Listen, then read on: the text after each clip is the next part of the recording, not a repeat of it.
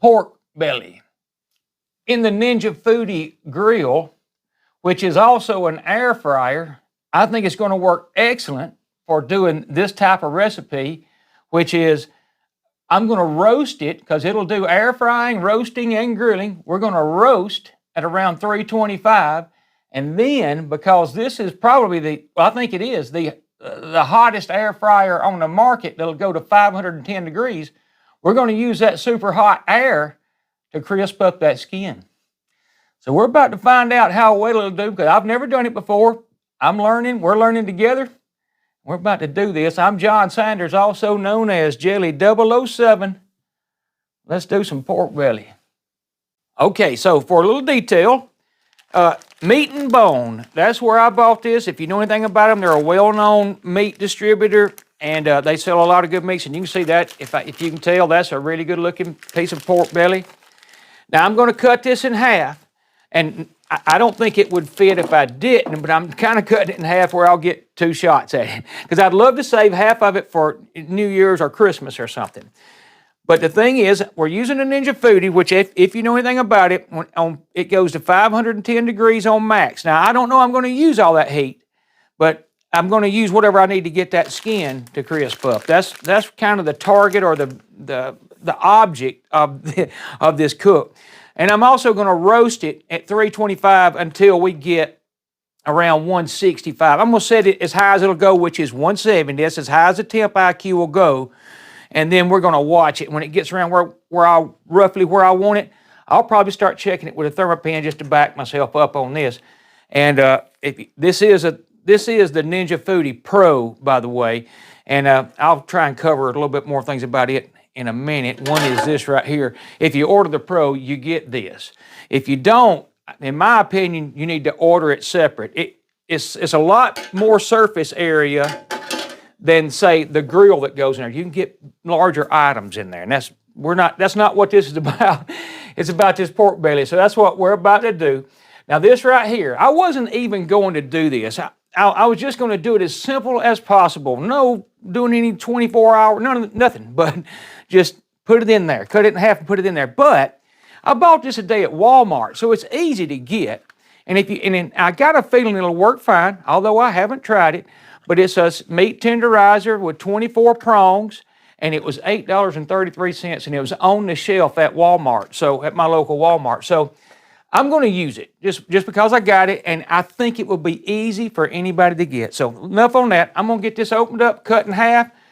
We're going to get this preheated when I come back. We're going to be ready to set that in at 325 on the roast feature. So I'll be right back. Okay, so I did want to point this technique or whatever I do out right here. And it is, I have it under there with paper towels on top and bottom, 2 or 3. And I've put this cutting board on top of it just for some weight. Not to press the water out or anything, but to help it make good contact. It might help press it out a little bit, but mainly it's to help everything make good contact and get all the water out I can, because I'm not doing the 24-hour refrigeration with it open and all and air drying it and all that a lot of people do. And I'm not putting salt all over the top of it or vinegar or anything. Now, I will say this device has a dehydrate feature. And if you wanted to go that far, I've seen recipes where you can dehydrate pork belly to make it crisp up better. So that might be something you want to look at. It's a good feature. It might work really, really well, but we're not. We're just going to, in a minute, I'm going to get everything preheated and we're going to get this thing started. So I'll be back. All right, here we go with poking some holes. And that's all I'm going to do is this right here a few times. And that seems to be working real well. I'll try and hold it up and let you see it. But I can't imagine anything being much better than that. And I'm sure I could hit it harder, but I don't want to penetrate the skin or into the meat. You can go into the fat, I think. But I'm going to show you what it looks like. And that works real well. It does this right here. And $8.33. I mean, it's worth having. And you can see it did a pretty good job. So that's all we're doing. All right, I'm about to get this preheated, and we're going to start this thing. Be back. Okay, so one thing I do love about the Ninja Foodie grill is once it gets to temp, you have 10 minutes. It'll just say add food for 10 full minutes so you can do other things. Also, I have cut this into sections. It's not cut all the way through, of course, but I think that'll help it cook a little better, and it might keep it from curling. Now, it might make it worse. You know, I don't know yet. I've also got the probe inserted close to the middle of one of those sections I could get. So we're about to set it in. I've also sprayed the bottom of it and that pan and that rack with avocado oil just to help with cleaning up. So we're about to get started. And here we go. Put this in. I'm going to put this, I want to turn it kind of perpendicular to those racks where the slits are not lined up with the racks. Not that that would probably hurt, but something I'm going to do. When I close it back, it'll start up on its own. So there it goes. All right, it's going to go to time, but I don't want time. I want temp. And I'm going to raise that temp as high as it'll go, which is 170. And that's kind of good with me. Although I'm going to check it with my thermopan. The thing is that I've seen recipes on people do it on a grill and all where they take it to, 190 or 180. And I'm okay with that because I do that myself on a Boston butt. And this is pork. Now, it's a different cut. But anyhow, I'm going to take it at least to 165 or 170. So anyhow, I'll be back when that gets a little closer. Okay, so it just went to 131. And I just want to show it because I forgot to start my timer when I started the cook. So we're at 39 minutes, so you can add about roughly 5 minutes to that. And I want to look at it and see what it looks like. I can't hardly, the house smells like, honestly, it smells like bacon. It really does. So let's see what it looks like. And it's coming along. I'm going to put that lid back down. But that's roughly 45 or so minutes. Like I said, I forgot to start the timer, my bad. But anyhow, we're going to look at it again when it gets around 155 or 160. We're going to look at it at 160, just because we can. And it looks excellent. There's no doubt. I wished I had centered it a little better, but I don't think that's hurting anything. But we're going to let it go to 165. And at 165, I'm going to open it up. We're going to maybe center it a little better, and then we're going to put some high heat on it. So that could be just really soon. Okay, there is 165. I'm going to do two things. One, I'm going to raise this up. I'm going to move this over if I can, and it did all right. I might even slide it back a little bit. All right, and now I'm going to unplug the thermometer because we're not going to use it anymore. We're going to turn this off. In fact, I'll turn it all the way off. That way I know it'll work, but here's how it looks. And it doesn't look bad. In fact, let me grab this right here and see if we can tell if it's crisp up any. And it has not. It's still fairly soft on top. And I'm doing all this just so you'll know how to do yours. You may want to do yours different. So I am going to some extremes that maybe you don't need to know. But we got 165 internal. And you can see, by the way, it smells like bacon in the house. It still does. And you can see all the oil that in the bottom of that pan. All right, now I'm going to turn it back on.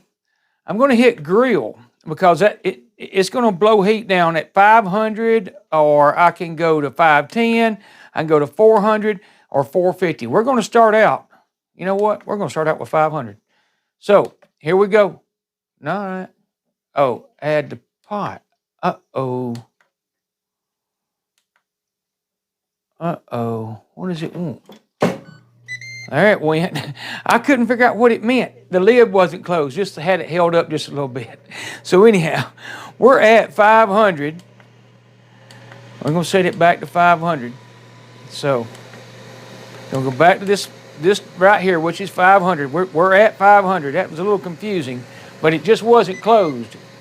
And it'll do that. See, now it's trying to preheat. So I'll be right back. We're going to let it go a minute and look at it. Okay, that's 3 minutes. And if you can hear it, I haven't opened it, but it is definitely doing something. That's the first time I've opened it. You can see already, it's definitely, I don't want to leave it open long, but that oil is hot. And it keeps saying, the pot, because when I open the lid, it thinks it's not there. But we're going to let it go just a little bit longer. But that oil is hot, so you got to keep that in mind too. But You can hear it. Yeah, we're gonna let it go till say 5 minutes maybe, then we're gonna open it back up. All right, here we are at around 15 seconds left. You can hear it. That's similar to the broil feature on an oven. So if you have used a broil feature on an oven, this is similar to it, except it's circulating the air around it and help drying it off. So let's see what it looks like. And it looks good. That is looking real good. In fact, let's see. Now, I think it may have to sit there a minute before it kind of dries out. I'm gonna let it go a little bit longer. All right, we're coming up on another 2 minutes. So let's see. And I'm thinking that's looking probably about right. I'm still gonna let it go another 30 seconds, maybe a minute, but we're fixing to pull it out real soon. All right, let's look one more time. I think it looks okay. I mean, I know what to do now, which I'm gonna pull it out and see how it gets. I'm gonna turn this off where it won't start back up. And you can see, I'll show you the oil that came from it in the bottom of that pan. And there's a good bit. In fact, you might want to, in between the browning or the crisping, open that up and pour that oil into something. In fact, you could use that oil for a lot of things. Anyhow, we're gonna let that cool for 10, 15 minutes, and we're gonna see how it is. So I'll be back. All right, so what I wanna say is, I think it was a successful test. That's gonna be very eatable. It doesn't, I don't know. I mean, it has some crispiness. I might have should have let it go a little further, but I did get a little nervous because of the oil. And maybe I shouldn't have. In the oven, it would be the same thing if you had it on broil. But there is 1.25 cups of oil that came out of what I wish I had weighed. So I'd have known about how much oil, fat came off of this. And I debated on putting it back in and us taking it to 510. And I think that would have helped. I mean, it's nothing, I don't think it's bad. This has been, well, here's where we are. Hang on. We're at, and you got to add 5 minutes to that or so for total time, but somewhere around 15 minutes. And it's nothing like, say, Google Foods. They did one that, man, when you hit it with this, it sounds, and that's not going to happen. Now, I do like the color of it and all. And I think there's some things you can make adjustments. I'm even debating on whether to air this or not. But I think this unit has a lot of potential. One for the dehydrate feature. And because you're air crisping, you're moving air around, something that helps. And you could also do the other steps where you salt. And maybe I didn't poke my pinpricks through far enough or didn't do them right. It's my first one. I just think it's an ultimate device for it. I really do. And I'm going to move this. Take my word, anything like this at my house will get eaten. And it does not have crispy skin, though. Everything else looks excellent. I don't know how the pork flavor is going to be excellent. And it looks fantastic, and it would look good on a plate. It's just not going to be, it doesn't have that cut through crunch. And that's what I wanted. On the next one, and I may air it, I may put it up, but I think I'll go hotter temp. I'll dump that oil out where it won't make me nervous. It just was. There's a good bit of oil there, and I think that helps you think about it. That's a lot of stuff that came out of that small piece of pork. So it makes it a lot healthier. It's not as bad as people think. Pork, just not. Anyhow, there's my version of somewhat crispy pork. But anyhow, I think you could work with that recipe and do something with it. So I may air it. I may put it up. But anyhow, hey, you get my point, I hope. Really high temperatures in the Ninja Foodi grill. And you also have the dehydrate function. You could have put salt on it. I think that may have made a lot of difference. But hey, I'm kind of proud of it. I guarantee you it's going to be good. I'm not going to try and eat any of it. But anyhow, hey, thank y'all for watching my video. y'all come back to see me. I love y'all all. And if I perfect this, I'll put it back up. Y'all have a good night and bye-bye.